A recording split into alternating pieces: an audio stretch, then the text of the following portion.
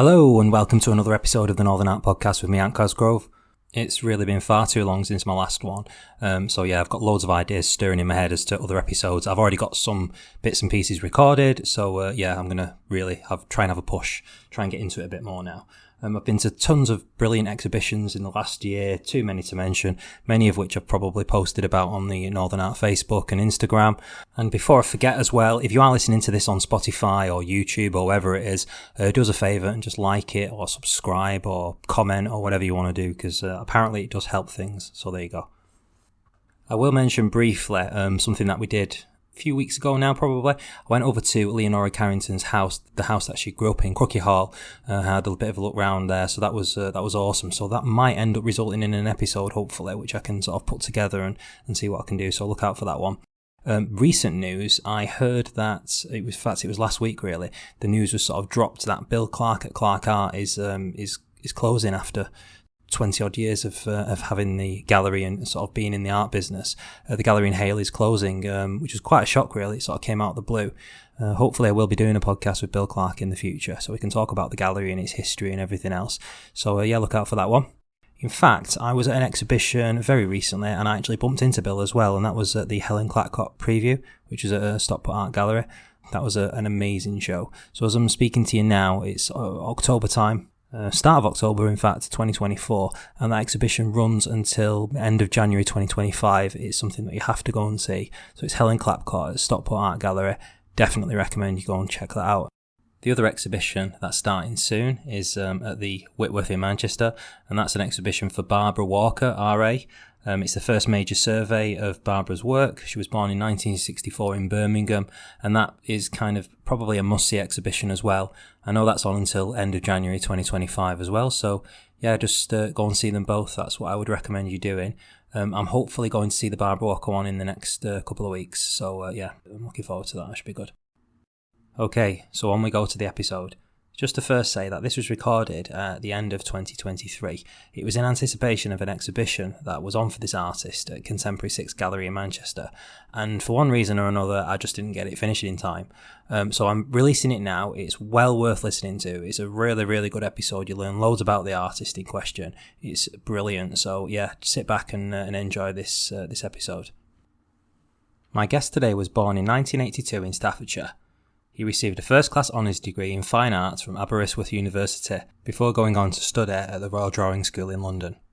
He turned professional as a full-time artist in 2006 and has since firmly established himself as one of the finest plein air painters in the country.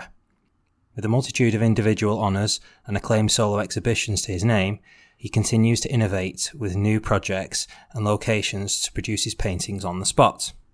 I have known of his work for about a decade. I've got one in my collection actually. So, it gives me great pleasure to introduce today's guest on the Northern Art Podcast, Rob Pointon. Hi Rob, how are you doing? Hi Ant, thank you for this. Thank you for doing it. Whereabouts are you in the world today? I live in South Cheshire at the moment, in a village called Roadheath. Right. So it's, do you know Sandbach? It's not too far from Sandbach.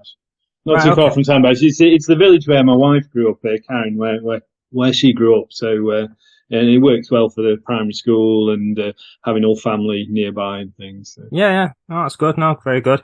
Thanks for doing this. I know that you're very busy, aren't you, normally? And are you going to London tomorrow or something? Is that right? Yeah. Early train down tomorrow, and then we're hanging the British plein air painters exhibition throughout the day tomorrow, and then the openings in the evening. Oh, great. Okay, that's good. So I know that you've got a show that's starting at Contemporary 6 Gallery in Manchester pretty soon. In fact, I think it's sort of, as we're recording this, it's it's just gone online. I think some of the work's on there, and we'll talk a bit about that later on. But first, Rob, I'd like to talk about your life really and go back from the early days of your life. You were born in 1982. Was it in Stoke? Was it you were born? Yes. So Blythe Bridge, which is just Staffordshire Moorlands, just outside of Stoke. But Stoke's the nearest city, yeah. Right, okay. And what was school like when you were as a kid? Was did you get into art from a really young age? Yeah, really early. It's always been my thing that I've, received merit for, so probably tried harder with, to get more accolade, praise and things. But no, I've always enjoyed it. I've always I remember a lot of my childhood drawings and things, just obsessing over them as a child. My grandmother was a painter, Right. And had a very good secondary school teacher called Mr. Lees. And so, and I had like one grandfather was an engineer, and the other grandfather was an architect. So there's quite a lot of like good input early on, I think. Did you go to any sort of exhibitions then when you was a kid? Did you go to a lot of galleries and stuff? Yeah, I remember. I think the first exhibition I went to, my gran, who's the watercolor painter I mentioned, she took me to a Lowry exhibition at the Potteries Museum and Art Gallery. I've got the catalogue.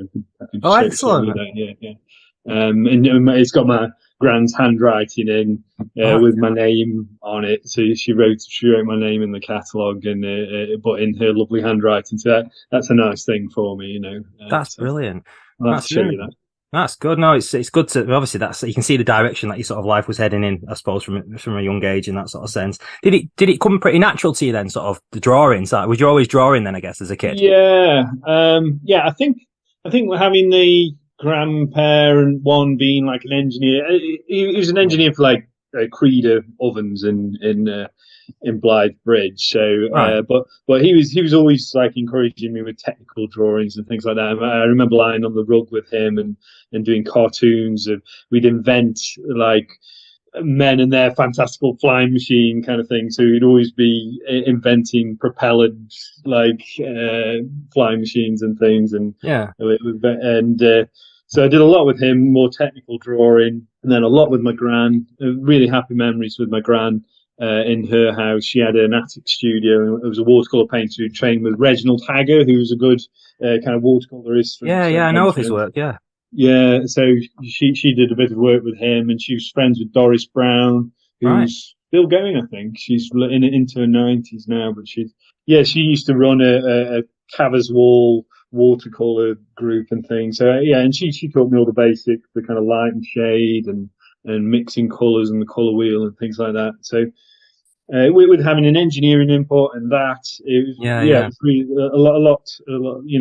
I've realised how fortunate I am to have had that at that time. So was you just always going to be an artist then, basically? There was nothing else? I mean, although like being from Stoke, kind of not a very well-off family, I didn't know that I could just be an artist for a long time. I assumed I'm good at art. I enjoy art more than anything else. So I'll follow a career in art, but I assumed that would be an art teacher or, just like an illustrator for industry or something like that. That's right. I didn't know that it would be possible to be a freelance artist. Right. And then, obviously, after secondary school, then did you just decide you did a degree, didn't you? In fine art, you was at Aberystwyth then? Yeah, took a year out. Went to see my brother. He was teaching over in Japan, and then I went to see him before university. That was my first big trip out of Europe, which is a big deal. And then went into Aberystwyth University, did a fine art degree there. I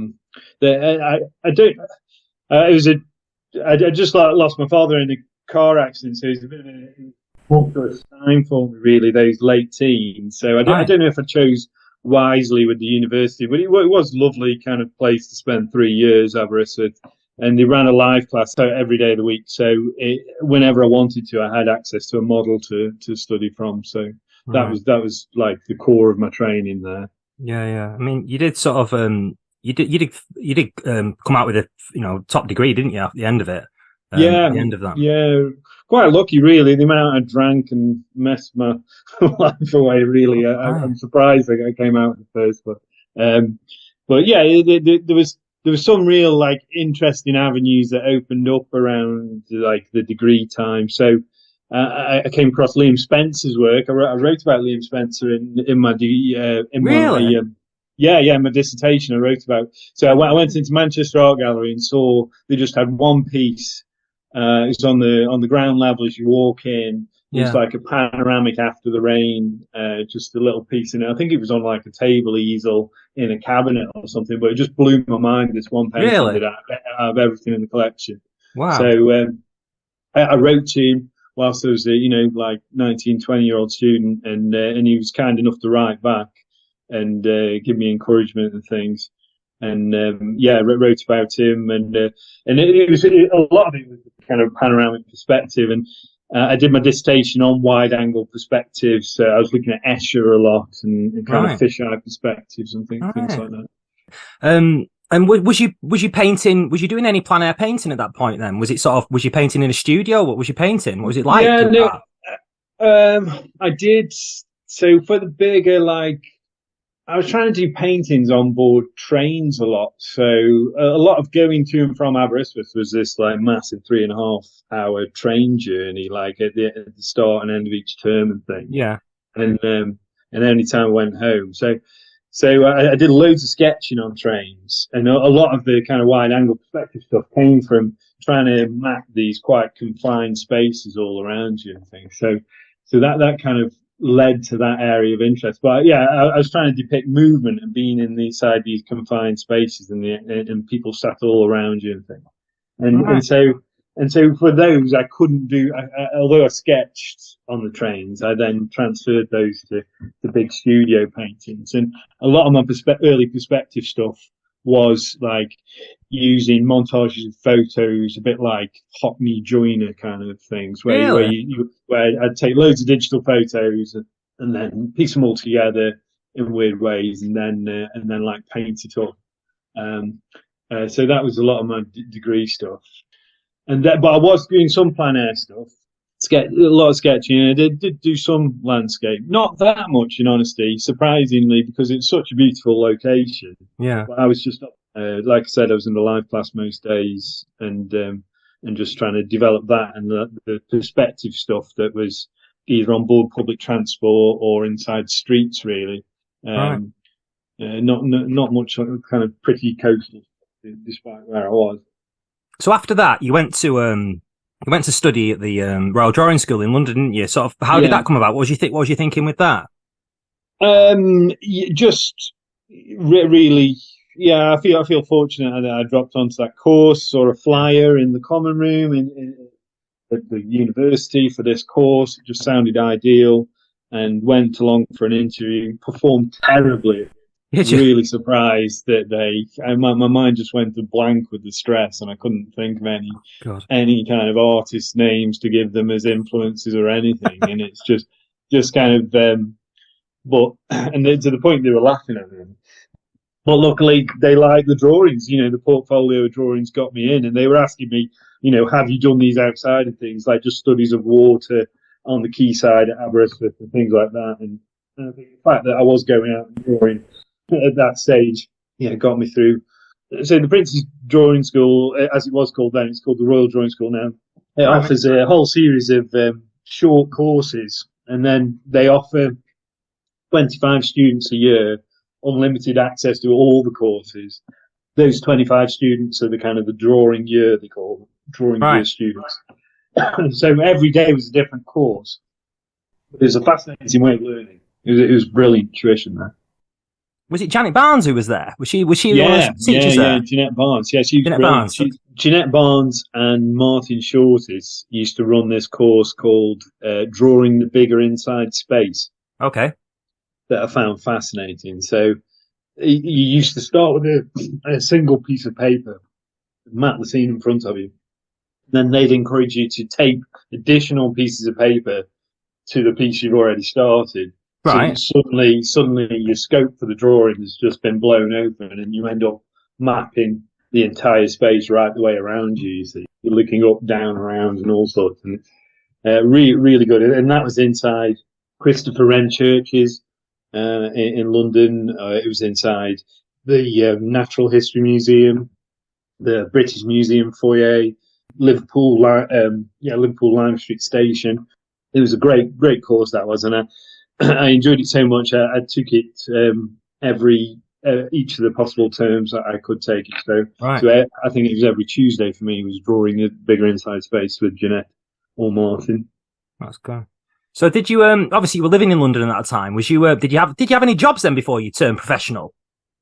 I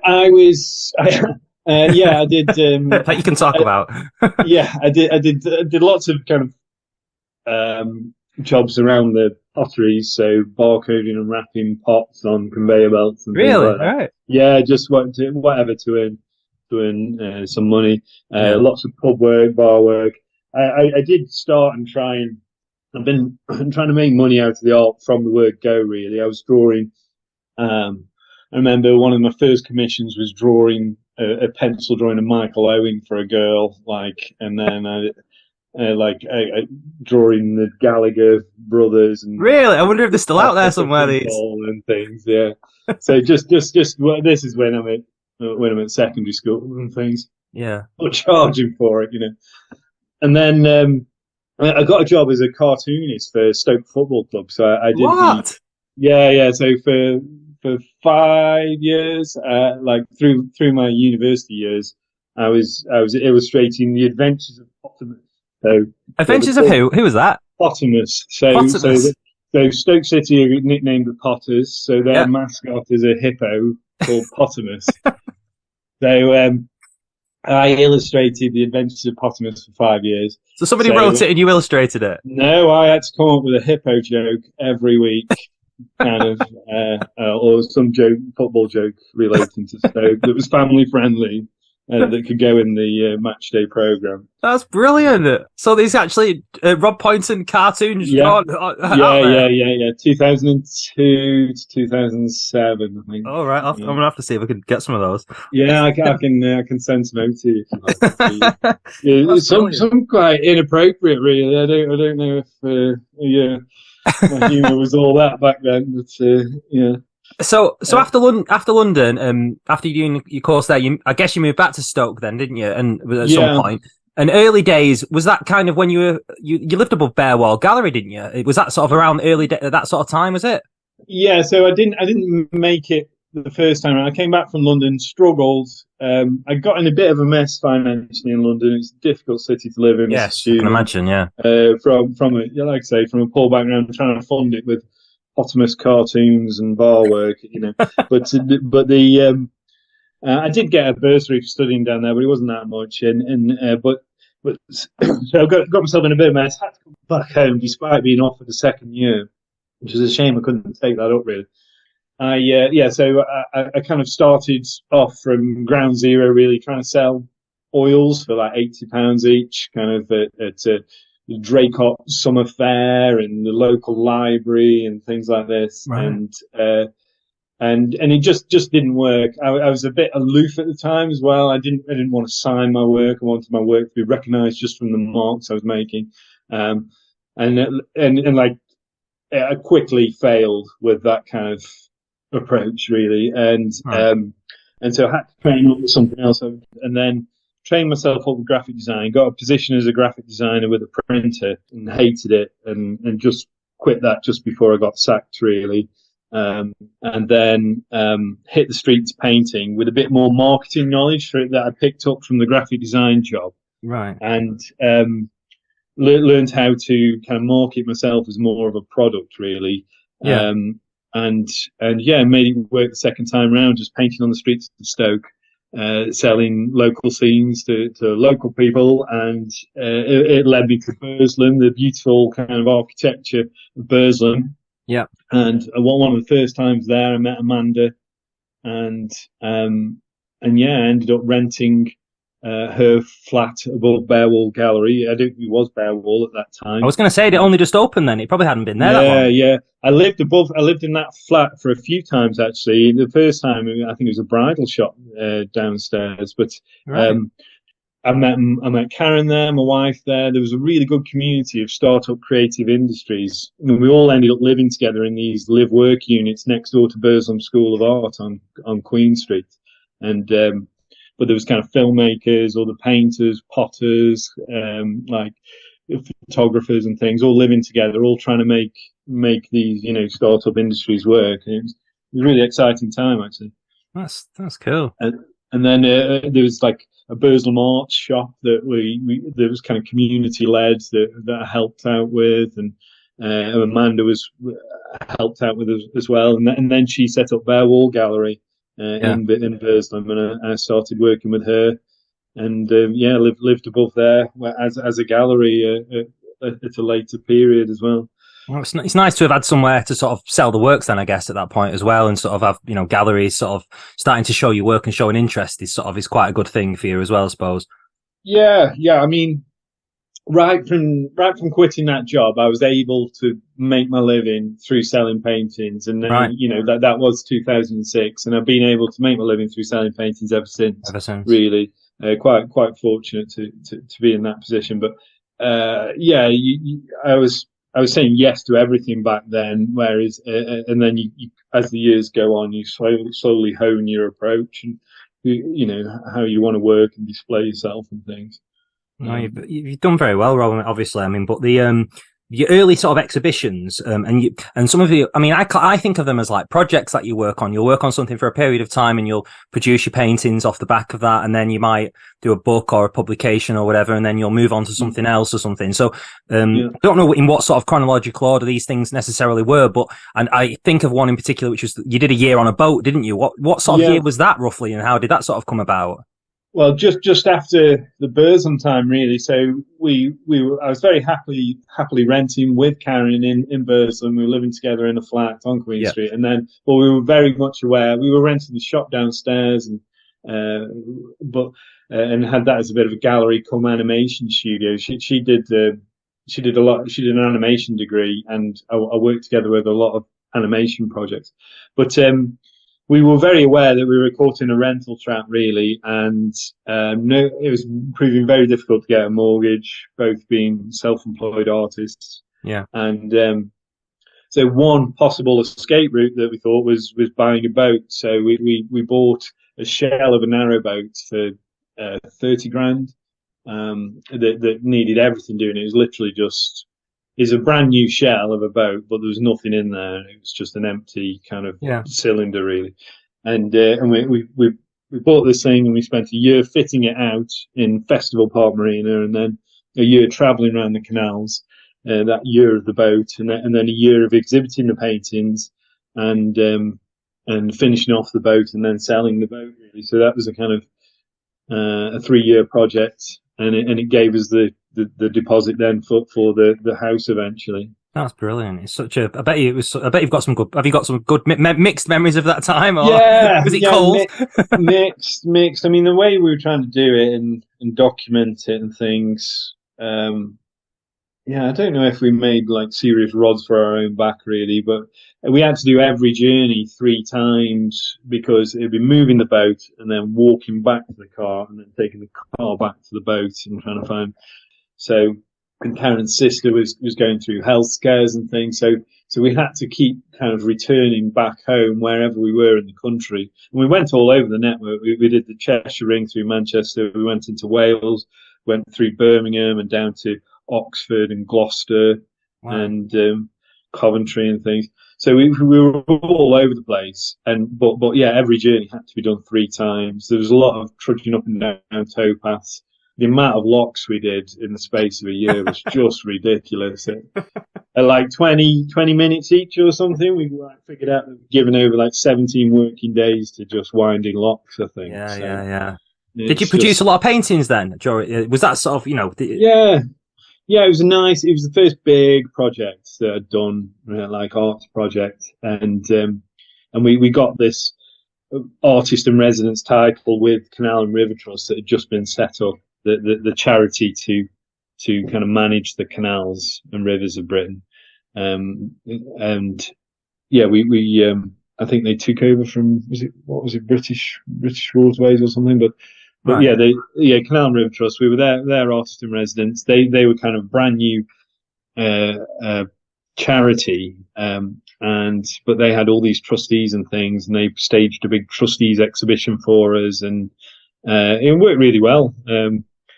I think it popped the local artist bubble as well. I was stuck in this Stoke artist bubble really for a good number of years, and it was nice to kind of slowly break out of that bubble and spend serious time in Manchester and Birmingham, Oxford and things. And it's been in Manchester and exhibiting there that I met like Ed from Colourfield who put me on and things like that. And well, with regards to Ed, I think I don't think it was Bearwall that I actually saw your work for the first time. I think it was actually Ed Perry's. And I think at that time he was going crazy about these works that you'd done, these American works, the New York works. I think it was San Francisco, I think, as well. They did exceptionally well for you as well. How did it all come about that? And what could you talk about that project? Well, so we're still on the boat at this point, and so we've just done this big boat project, and then we were wondering what was next. And a friend of ours had suggested this Kickstarter format, and so we ended up funding a 2-month trip to America that also ended up being a honeymoon through a Kickstarter project. So, wow. So we kind of had a week to honeymoon in San Francisco, and then the remainder of the 2 months traveling around California, and then flying over to New York to do a series of paintings over there. And we paid for the trip with postcards back of paintings that I'd painted over there, and selling sketches and things, and selling like books to people about the paintings. When we got back, we produced those. So so it was paid for with kind of pre-ordering those products that we would produce if we got the funds to go there. Yeah, that's brilliant. Did you love it over there? Did you love New York and stuff? Yeah, and San Francisco. Like the height changes in San Francisco are just remarkable. I'd love to get back there.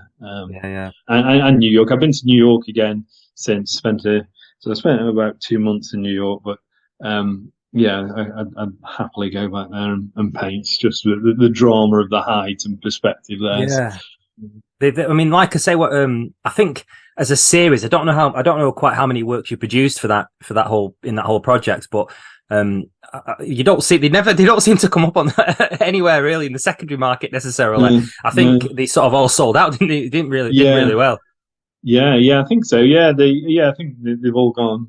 They all went pretty quickly. Yeah. I don't know. I haven't seen. I think I know where most of them are. Do you?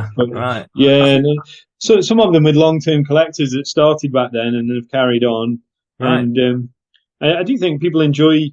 I do. I think it's because all my work is done directly and from my own experience. I do think you go through different chapters in life, so it is almost nice to mark them into different projects, and people and collectors enjoy like getting one from each project. If they see you've done another exciting like year within something different, and they'll want one of those as well. But they're so different. Even the way that you've talked about doing different things in different ways, like to go from doing a year on a canal and then to just like having a Kickstarter project to fund something else. It's completely different. So it's really interesting. It's an really interesting way of sort of living your life as an artist, really, and doing it in different ways. It's good. I don't know if it's the best way. I think the more time goes on, it works well, because I think you start and set out on a lot of different fronts. Really, each of these different projects is a different front. So I don't know if like more time with each just honing on one of those areas would produce better results. But I have enjoyed the variety of it and firing off in all these different directions. And hopefully that all feeds into each piece eventually. I don't know. I had one of the New York. It was like a drawing, I think, or maybe on an ink. I can't of a fire escape one. Down at the side of a back. In fact, I've not seen it for a while. I gave it to my sister for her birthday a couple of years ago. So she's got it now. But it was a small sort of, So I think I got that from Bearwall, actually. Thinking about it. Yeah. So I don't think I ever got a copy of the book. The book you did a book though, didn't you, as well? I think. Yeah. Project, no, I haven't really got any copies. I've just got one copy. He went crazy. Like I say, I remember Ed going mad about him, saying you can't get enough of him. And I was like, because at that point I don't think I'd really heard of you, and it was there. And then obviously, I think then I'd been to see him. I knew Amanda at that point as well. But yeah, it's my sort of knowledge of you grew from that time, really. I know that one of the other projects, to talk about maybe one or two more projects, but there's one that you did, you were associated with Manchester Airport, wasn't you, for a while? Was it Cathay Pacific or something? I can't quite remember. How did that sort of come about? Was that just being in the right place at the right time again?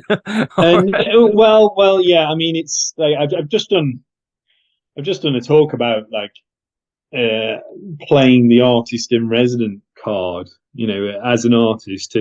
It's amazing, like how you can kind of flip it on its head.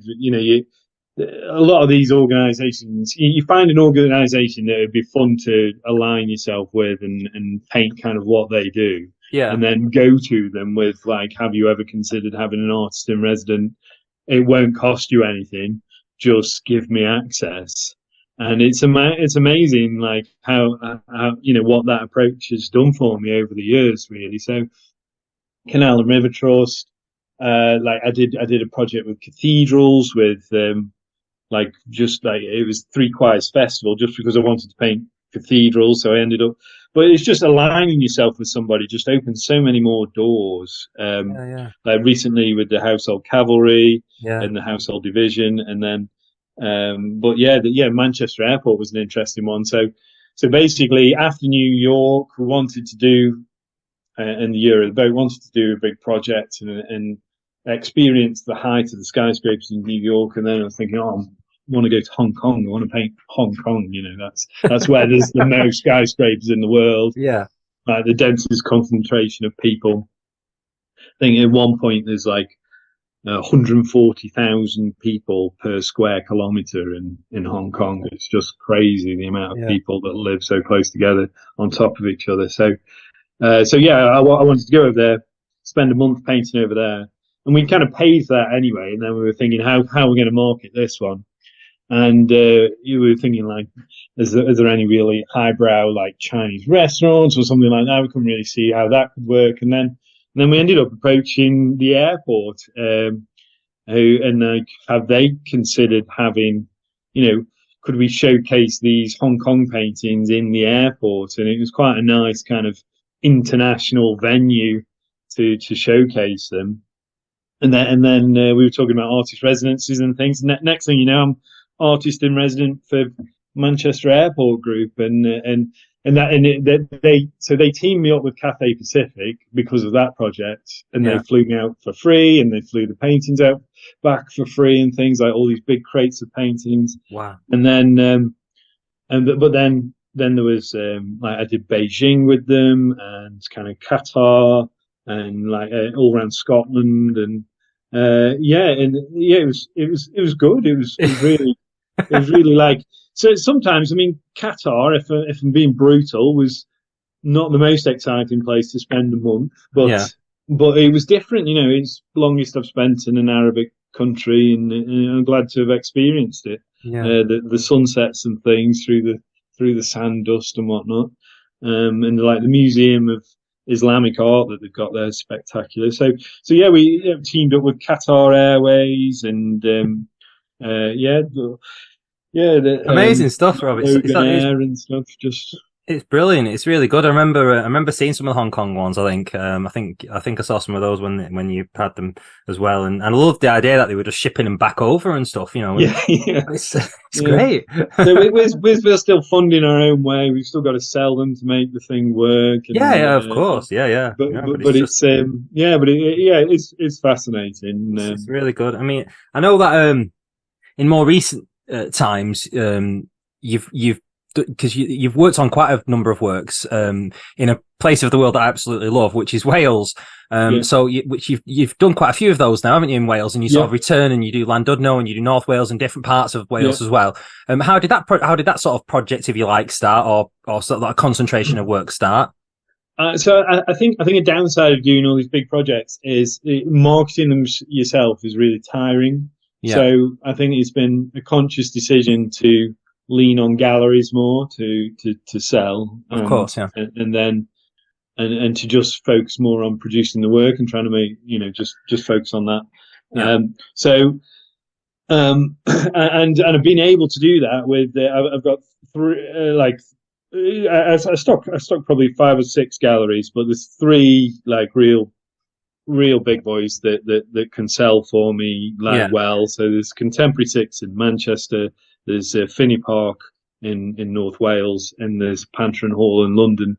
So the last few years I've been splitting my time between the 3 really, and like I was talking about, just focusing a bit more on one project. It's been a nice way of doing that, actually.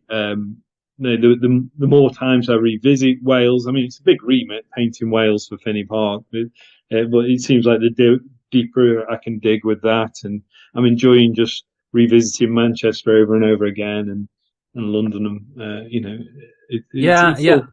It's good. I do like obviously the Welsh ones as well. I think you had a show quite recently, didn't you, at Finney Park? And it's obviously a beautiful gallery in itself, isn't it? The buildings, it's he's just moving though, so I don't know how that'll go. I hope it works well for him. He's moving up to London now.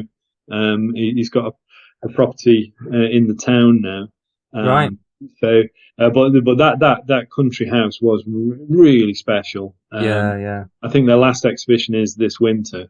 But it's like a really special place, and they had all the accommodation on site, and Ralph and Roland, the owners, would let me stay out of season in their holiday accommodation. Brilliant. So I was on hand to give you a base, to paint Snowdonia, just wake up and paint Snowdonia. Wonderful. And that worked really well, and I think that they were excited to be involved. They could see the work as it was developing.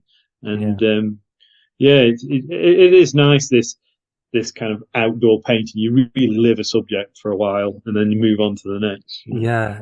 I mean, the possibilities are endless, aren't they? As well with the landscapes that you visit, So it's great.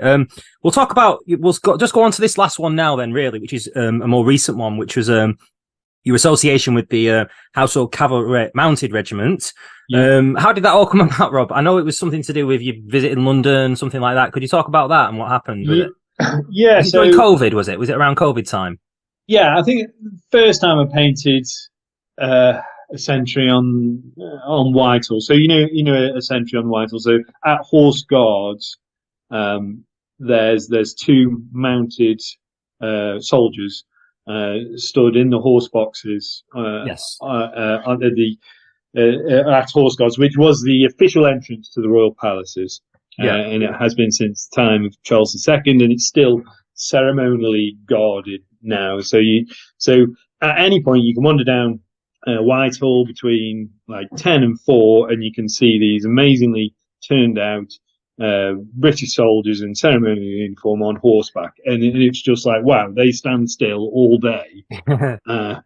I'll have some of that. Yeah, so I went across the street and just set up the easel, bit timid distance to begin with, and then it was like, no, nobody's moving me on, closer and closer, and then it's like everybody seems to be fine with this, despite there being armed police and snipers on roofs and things, and kind of tourists everywhere. It's probably the most intense tourist spot I've ever painted, but nobody moved me on.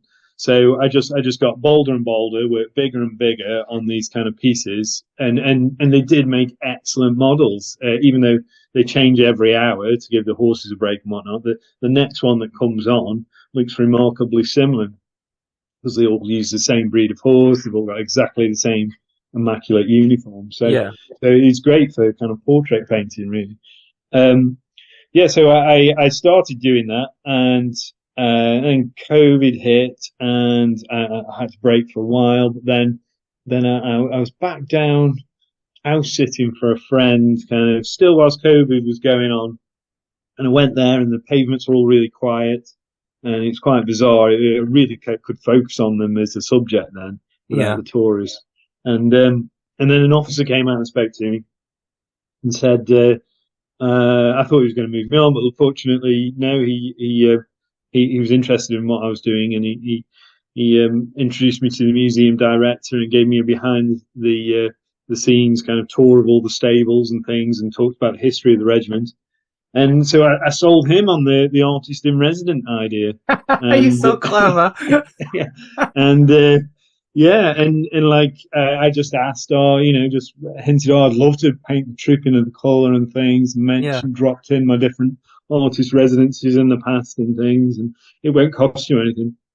And got the gig. So got the gig. It was supposed to be a year of responding to how the regiment dealt with COVID, but then knowing after 6 months or something, realised, it's the Platinum Jubilee the following year. I wonder if I can hang on till then, So But it was bizarre, like the COVID year. So I had access to Windsor Castle, the Queen's private chambers, and saw that the last trip in the colour that she was able to attend from inside, her private chambers inside Windsor Castle. And I did a big 1 meter 20 canvas of that. I've seen that paint. That's huge. That paint, yeah, big painting, that wasn't it? With the red, is that the one with the red arrows over the top? Yeah, and that hangs in Horse Guards now, in Horse Guards Parade now. So they bought, and so that was probably the biggest honour of my career to that point. But they just kept, the honours kept on coming and coming with it, working with this regiment. It was incredible. And then I managed to overstay my welcome and paint the Platinum Jubilee, really, despite there being another artist who was pretty disgruntled by the fact that I was still hanging around painting. But so I managed to get access to a BBC press gantry, and I really had to fight for that spot, but I ended up having this amazing viewpoint of the Platinum Jubilee trip in the colour, and did another 2 meter by 1 meter 20 canvas of that. And that's been my most valuable sale to date. That you had the exhibition, and then the Queen passes a month later or so, and I've got all the contacts still to try and, even though my stay is well and truly over, but just try and bring that back and make the most of that. The contacts I've got and things, I got to paint the funeral procession from inside Horse Guards going to Westminster Hall, right. and on the day of the funeral coming back through Horse Guards, got front row seats there, and I even got 4 hours inside the lying in state where the Queen's coffin's inside Westminster Hall. I had 4 hours sketching in there. That is the biggest honour in my career. I never knew that. I didn't know that, Rob. I didn't realise. So you obviously had done these paintings in London, the Trooping of the Colours, and then you did like the Queen's as well. You had an exhibition, didn't you? A big exhibition in London. Yeah. What was that with? Was that with Pointon Hall? Was it with? Yeah, Pointon Hall. Hall, yeah. That was the first solo exhibition I've had in London, really, and I wanted it to go at it with a bang, and the Household Cavalry proved to be the perfect vehicle to do that with, and a fascinating project. And like I say, all these different things happened throughout the course of the 2 years I was with them. Yeah, it was and it worked really well. The exhibition was close to a sellout, and I couldn't have hoped for anything more with that show, really. I got to kind of up my standard of framing. I was working with kind of the artistic framing company on the South Coast. They were like producing big gilt frames for me and things, and could just aim that kind of level higher, really, and it worked really well. And then it's continued a bit. There's with the coronation, I had an email through from a major of the Irish Guards saying, I work in Horse Guards, your paintings and calendars and things, and merch that I'd kind of showered around there is everywhere around here, and we enjoy looking at your paintings. This guy used to do a bit of painting, and he's saying, would you consider coming back and working with the Foot Guards, with the Household Division, the 5 regiments of the Foot Guards? And if you do, I can get you front row seats for the coronation. So I couldn't really say no to that. So wow. That's what I'm doing at the moment, really. Yeah, like after Manchester. Wow. So next year, at Pointon Hall, November time, there'll be another military exhibition that'll have the funeral pieces finished in their entirety. I want to get back into Westminster Hall and work up the sketch into a full oil painting of the lying in state, and then there'll be all these coronation pieces. I was painting like all the soldiers arriving for the overnight rehearsals inside Waterloo Station for the coronation and things. So there'll be hopefully another kind of significant exhibition there. That sounds amazing. That sounds absolutely amazing. Have you ever met any royals then, or what? Yeah. So you're allowed to talk about that? Yeah, yeah. Not, I mean, I haven't met them. I mean, I've stared at them from a distance a lot of times now. But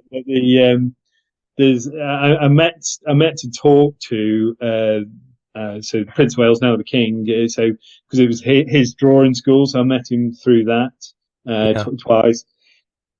And then there was and he came to Burslem. He was involved with the Prince's Regeneration Trust of Middleport Pottery, right? And I'd done a series of works there with Bearwall Gallery and things. And I met him through that, and he unveiled a big painting that I'd done, a 24-foot by 6-foot oil painting that I'd done.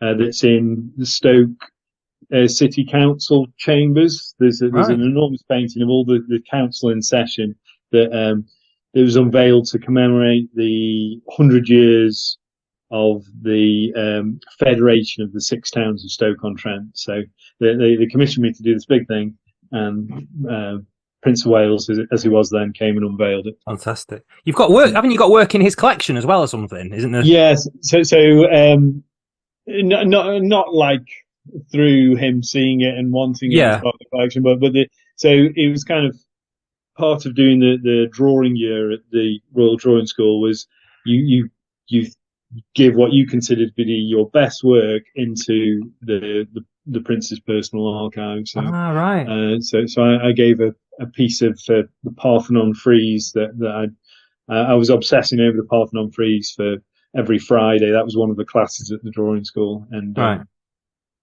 got really into that, all these kind of galloping Greek horses and things.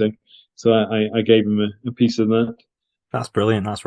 That was excellent. I really enjoyed that. Can we talk a bit about the actual painting now? Then we'll move on to that if that's okay. So your work, Rob, it's all plein air, which means direct on the spot in front of the subject. Yeah. Do you ever work up from studies, or is it just that's what you see when you're painting out on the streets? That's what you tend to end up with as the finished article, if you like.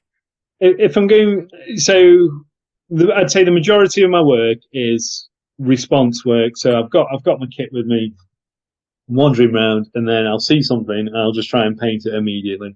So it's kind of quick response work, and ideally I'll get it down a la prima in one session. That's kind of like a dream small painting for me. Often it takes more than one session. I'll have to wait for similar conditions and then revisit the subject, go back to the location and revisit it.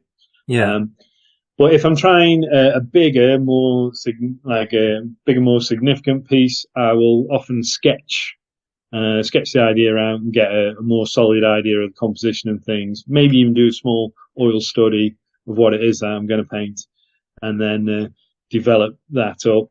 I do have to do some studio work with some of these military parade subjects, just because they're so fleeting. I do whatever I can to get it done live, because I know there's kind of no comparison between studio work and marks made kind of from direct experience. Right. So I'll do whatever I can to get as much done live. That and sometimes with the military that can work really well because they have so many rehearsals, and it's always at the same time of day and things, so you can really kind of get a good prediction of what the actual event will look like before it actually happens. So you can, so like for the coronation, I'd seen rehearsals, I knew what time of day it would be, I got my spot figured out. So I'd spent 2 weeks working on that canvas before the coronation. I didn't start on the day of the coronation. Same with the big Platinum Jubilee Trooping the Colour. I'd spent a month working on that, knowing what time of day the parade would be, knowing the shape of the kind of troop movements in the parade, knowing what the light conditions would be on the buildings at that time of day and things. So I could build up so much ahead of the actual event that, and then they have all these full like dress rehearsals, if you like, or other kind of reviews from brigade majors and major generals and things. So you get to see the subject kind of like, 4 or 5 times before the main event, So. No, it's I like the obviously it must be interesting when you're out and about. You must be looking for compositions all the time as to what you're actually going to paint. I guess when you just walk the streets and just and constantly looking for down, obviously in Manchester, which we can talk about a bit later on, but I guess you're looking for alleyways and sort of interesting sort of, light effects from shadows and things and, all that sort of stuff. Is that all coming into play? Yeah, and a lot of it's, there are all these magic ingredients, but a lot of it's, and you are wandering around, like, looking like a bit of a weirdo, crossing the street several times over, just looking up and trying to line things up and things, just to try and get the right angle on a puddle or something like that. And, I often say it's a bit like a submarine, like sonar radar or something, where you get these pings that go off as you're wandering around. You see something and it's like a ping and it's like, oh, that could work. And then it's just about that last bit of clarifying the exact angle and things. But you've got to wait for those kind of pings of inspiration to just to take you to the next one. Have you ever destroyed work then? Have you ever got back and thought, I don't like that? Yeah, that's a regular part of the process. Yeah, painting over and destroying things. And it can feel good. I don't do it as much as some. Adam Ralston, he's brutally wiped off a lot. Yeah, I mean, he's a quite quick fire, but he's always so down on himself as well. He's a brilliant painter. He just doesn't realise how brilliant he is, but he's just never happy, always wiping them off and things. It's just, we're screaming in the background. But, yeah. With your work, obviously you paint the quite large canvases that you do, Rob. So you're carrying these things around, blowing around in the wind and everything. Yeah. And then obviously, you can't help it, but when you see somebody painting in the street, you stop and you look, and there'll be people just walking past who have not any interest in art, and you're actually, if anything, it's like a public service because you're actually introducing people to art who've probably never even been in an art gallery in their lives. Yeah. So do you like that sort of showmanship of it as well? Is that sort of is that interesting? Yeah, showmanship's a good word. Like it does give you a buzz to kind of share it with the public. It's such a big part of the work that isn't really an obvious part of the work, but if I was working in the studio, and when I do have to work in the studio, I get bored very quickly. Whereas when I'm on the street and I've got this constant rush of speaking to new people and trying to, you're so conscious of what everybody thinks that walks past. Even this many years on, this many thousand number of paintings in, you're so aware of what everybody thinks. And those first few stages where it looks like nothing, it still makes me feel sick when people are coming past and like judging and then walking on and things. It's just, it's such a roller coaster with every piece, trying to win over Joe Public. But it's great, you get to learn so much more about the subject that you're painting because of conversations with people and I think it can be really healthy to explain what it is that you're trying to achieve with somebody that doesn't know anything about painting. They're just like, what are you doing here? And then to try and refresh your mind as to what you are trying to achieve with this painting to a bystander can be really healthy, I think, because it keeps you on that primary focus track really with the piece. It's really nice. It's really good. I mean, guess you must get people filming you all the time and all the rest of it. You must be. You must have met some nutters as well. The filming thing is like exploding at the moment, where everybody's wants content for social media. Yeah.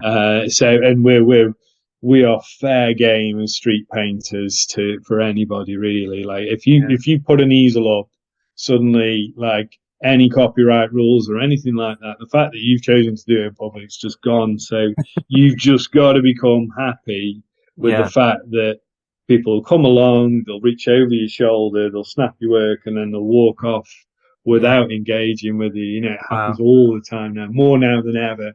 And sometimes it's infuriating. You can't win though. Like if people just walk past and ignore you, like probably in their mind leaving you in peace to concentrate, that's like, well, what's wrong with my work? Why aren't you engaging with my work? But then in other ways, if they take it without your permission, that's infuriating. And then if they disturb you to say, "Can I take a photograph?" That's infuriating as well. So you can't really win with it, but it's just a weird balance to play with the public. But by and large, you come away from a day working outside in the public with a big smile on your face from having engaged with so many people. It's great. It's a really good way of working, I think, and obviously it's what you've done for your whole career, really. So it's brilliant.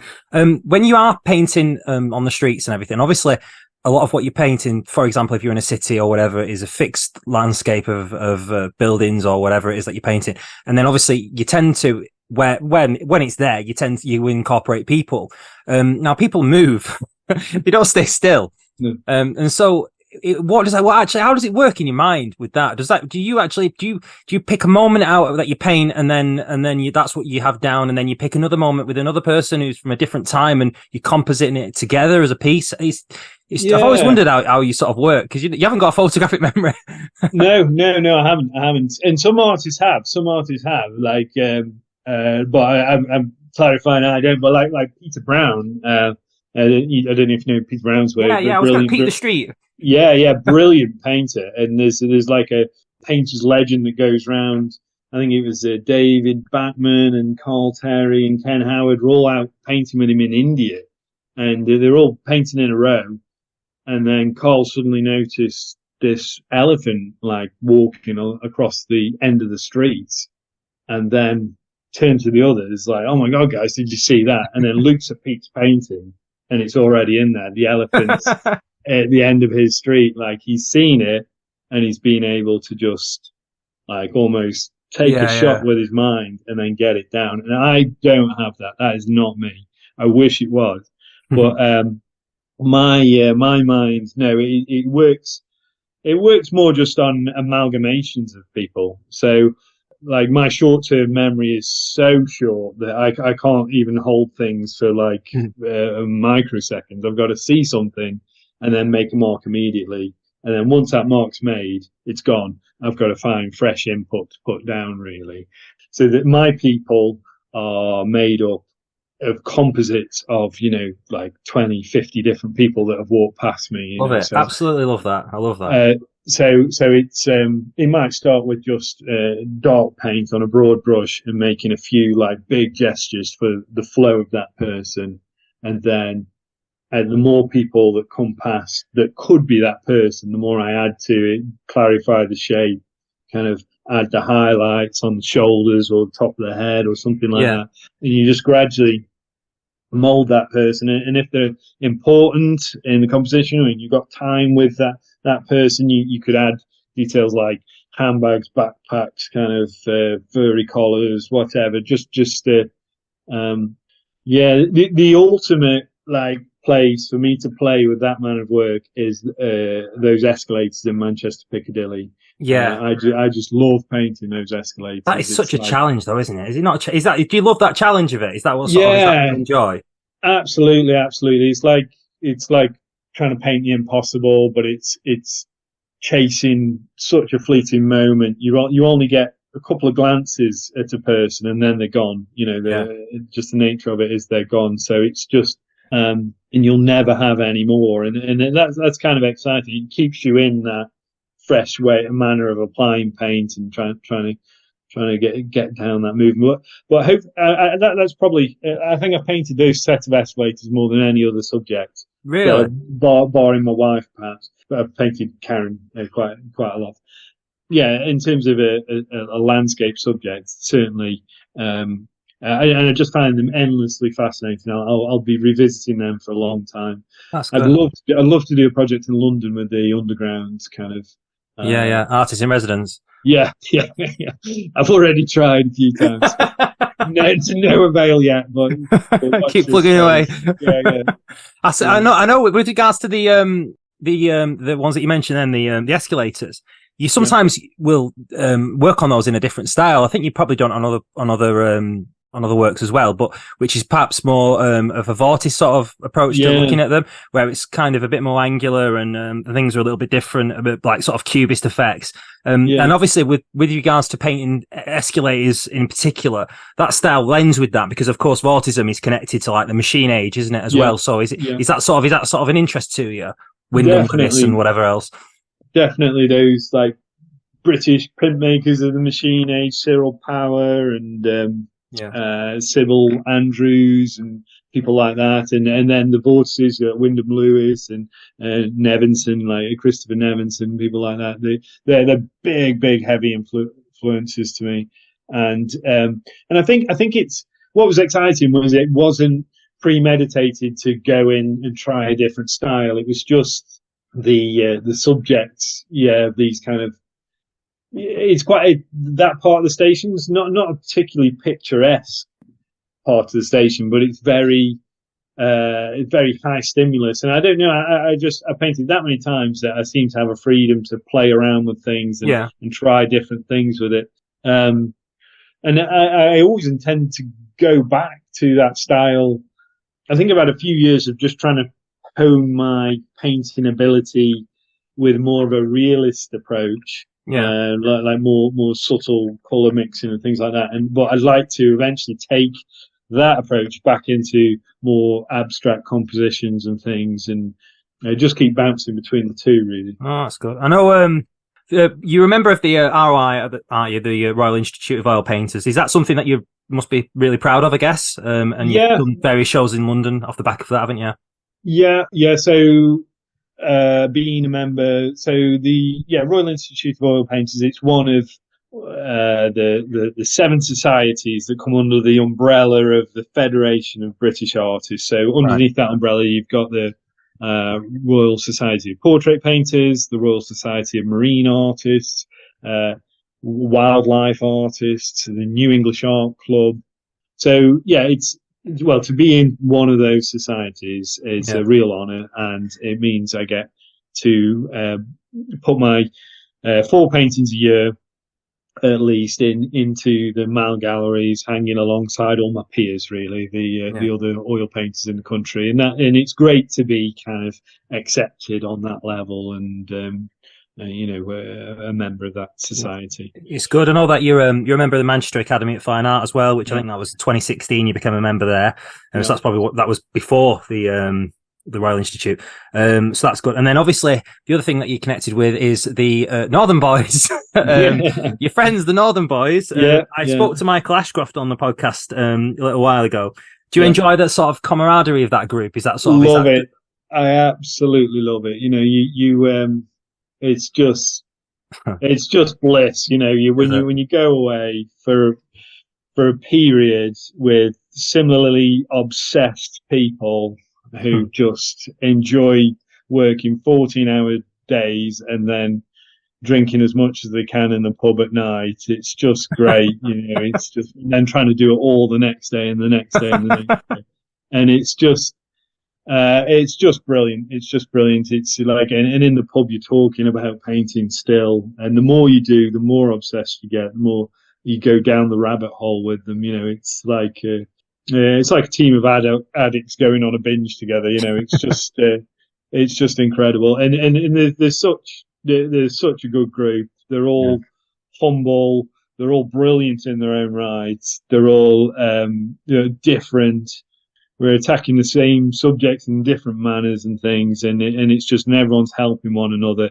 Right. And it's just like stop, and not just the Northern Boys, but being more part of the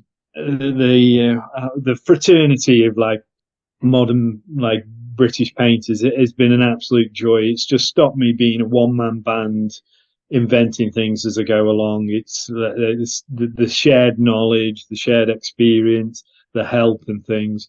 I always see it almost as wasted time at the beginning, trying to do it all on my own and not connecting sooner with other painters. And it's a great way of getting over competitiveness as well. You spend so much time drooling over other people's work on Instagram or social media and things, but to just get out there and face it with another group of painters seems to combat that, and talking through it with others, and we've all got the same fears, the same paranoias and things, and it's just in the same balance with family lives and things like that. It's just it's just great. It's really good. We'll move on to Manchester now. I know that you've had connections with Manchester for quite a lot of your career. I mean, you have talked a bit about it earlier on. You've been painting here loads of times. You've painted all over the city. You painted Manchester United and you painted Manchester City, didn't you? I think you've been to the grounds. I think that got a lot of attention at the time when you did that. I think Manchester United tweeted it out. I think that got me a big response back then. I think. Yeah, I remember that. I mean, I've got one of your paintings of Whitworth Street in Manchester. My wife absolutely loves that one. Yeah, good one. That one. It's a good one. It's a good one. That one. Yeah, some dodgy ones, but that's a good one. So you've got this new show of Manchester Works at Contemporary 6, which is on from the 2nd to the 18th of November, 2023. For context, there, by the way. Can you talk about that show? And what works are in it, and that, sort of, is there anything in particular that's interesting about that? I know you had connections with Manchester Art Gallery in that show, for example. Yeah, so there's three main threads to the show. There's the continuing the work with Manchester Piccadilly. So there's a few. The biggest piece in the show is a piano player next to my favourite escalators in Manchester Piccadilly. Right. And then there's another escalator piece called Materialise, where it's people kind of appearing out of nothing or kind of merging together, going up and down on the escalator. And then, so there's a series of works inside Piccadilly. There's a series of works inside the Art Gallery, which is a theme I kind of started with my last show at Contemporary 6. And then there's a new theme of kind of quieter alleyways and back streets around the Northern Quarter and Chinatown and things.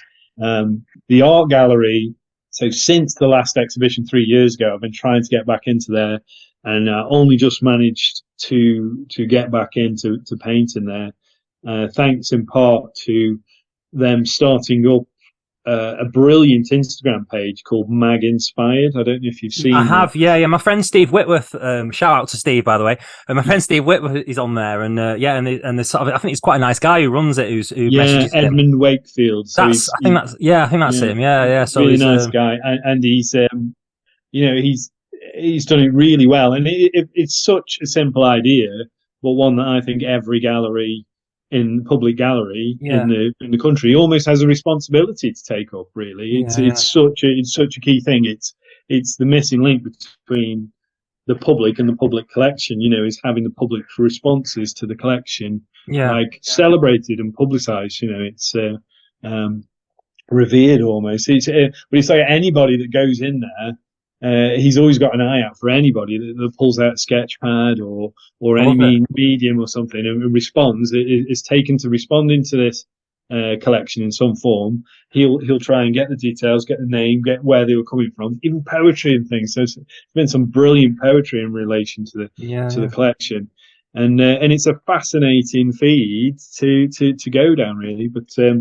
But yeah, so he'd started up this, and he asked my permission if he could use the previous works I'd done in the Art Gallery, and I said, by all means, and please, can you get me in again? And I think he helped to pull a few strings to get me back in. And it is a big ask, kind of set up alongside your masterpieces with oil paints and a trip hazard easel, please. But luckily they were open-minded enough to let me do it. And I know, like Lady Lever, I haven't been able to get in there despite asking. Really? I'd love to paint in there. It's a beautiful gallery, and it's such a strong subject. And I do think art galleries have a responsibility. Yeah, I love the Lady Lever. I'm joking about the oil paints and things, but in terms of a learning process, it is important that artists are still able to set up alongside masterworks and produce copies.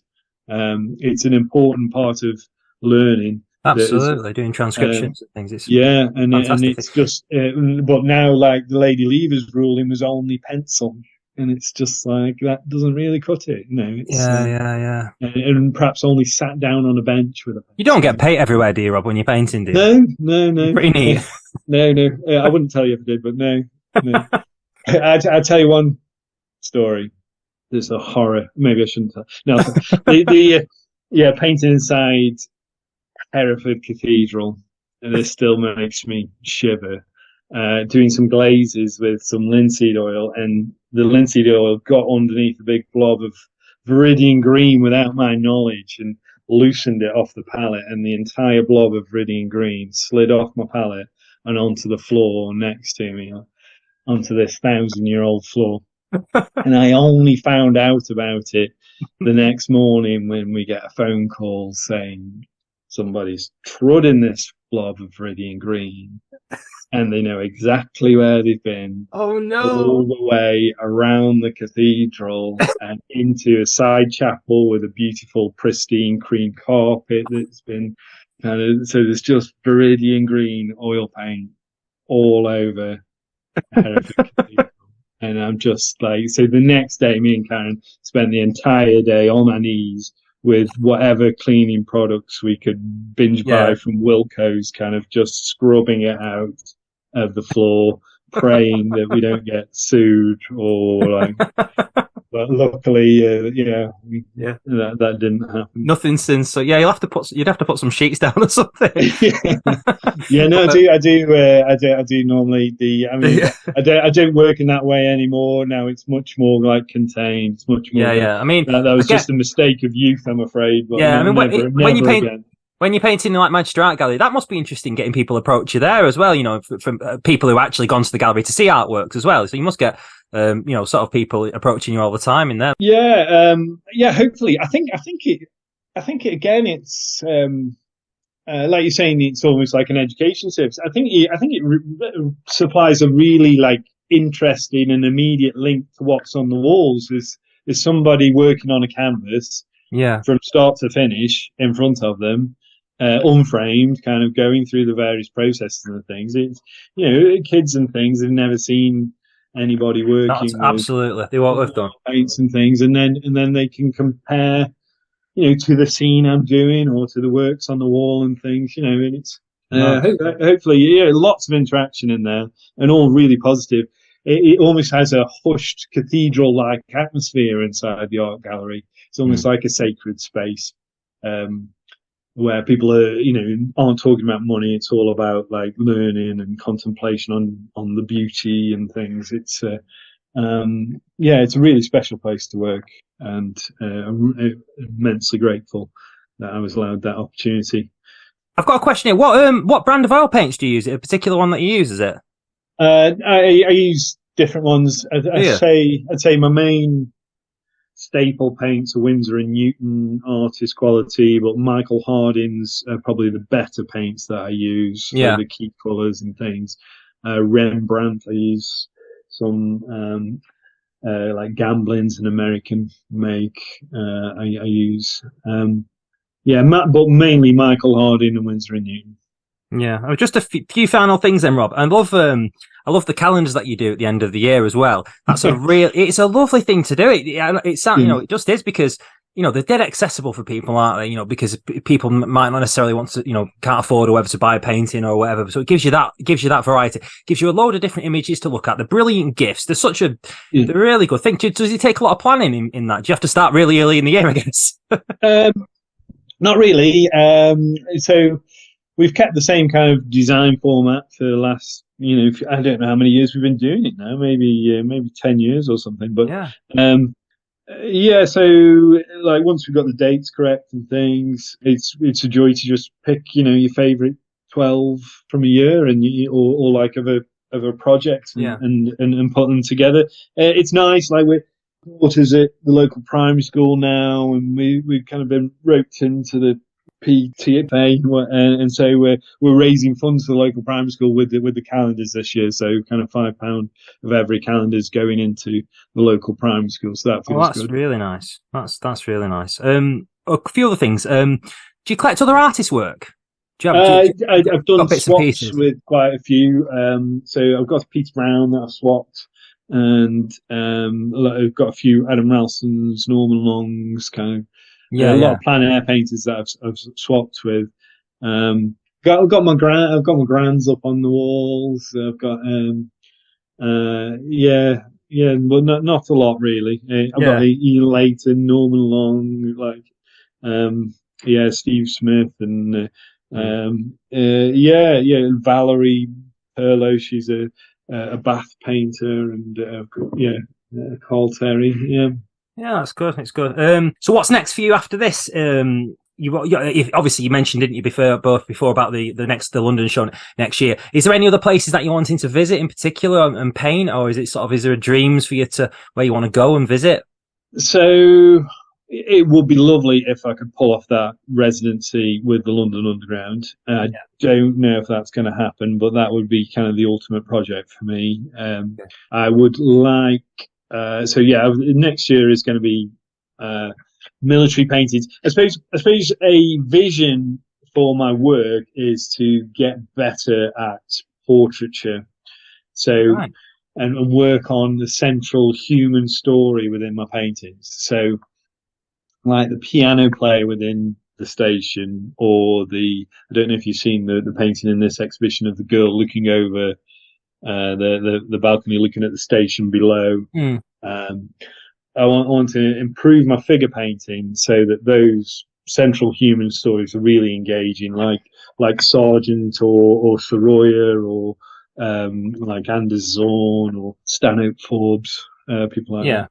Yeah, so that's where I'd like to take it. I've just done a course in Florence for 2 weeks, studying at the Florence Academy of Art, like looking at size portraits, figure painting and portraiture, and looking at that kind of more old-fashioned, like intense tuition that they teach there, and wondering how I could bring that into my practice and things.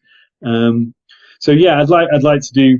Hopefully, I can use the military as a vehicle to do some interesting portraiture, whilst I've got access to all these people in these amazing ceremonial uniforms and things, Irish pipers and Scottish bagpipers and things, and like major generals and whoever else, see what I can get together with military portraits. I mean, I'd love it for you to have like a public gallery show somewhere or something, to do a big show somewhere or something.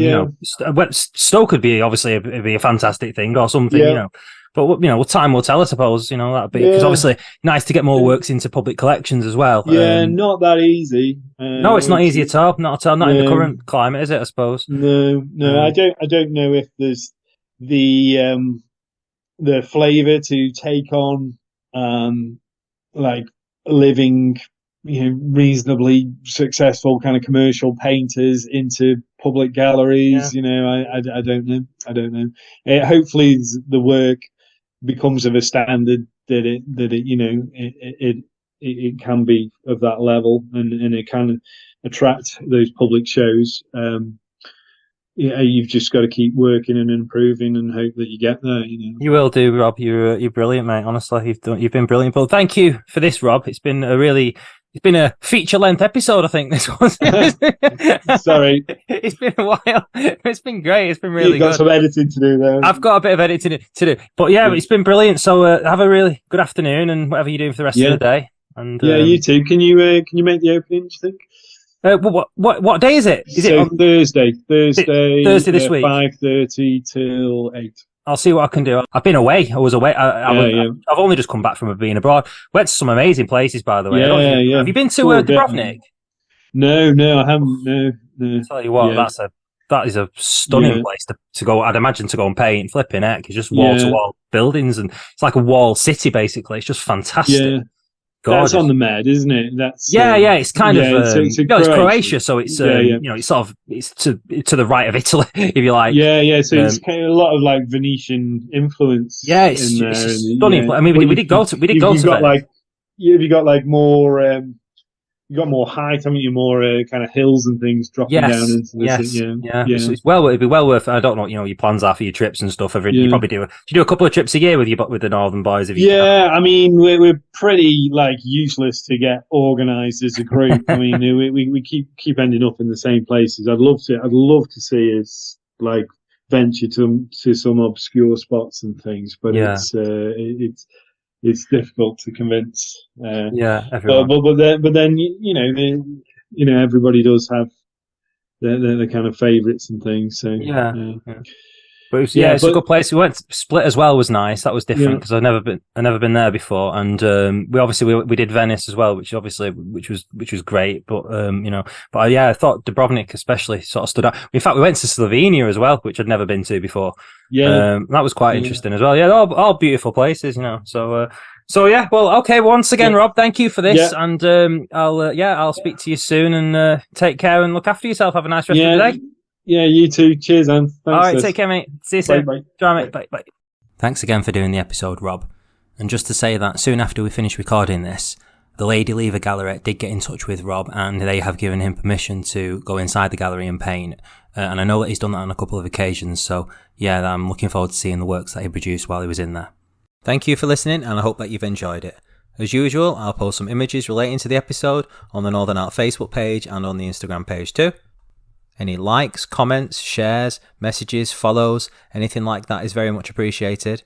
You can also subscribe to the channel on Spotify, YouTube, or wherever it is that you listen to your podcasts, and then you won't miss out on any episodes I upload in the future.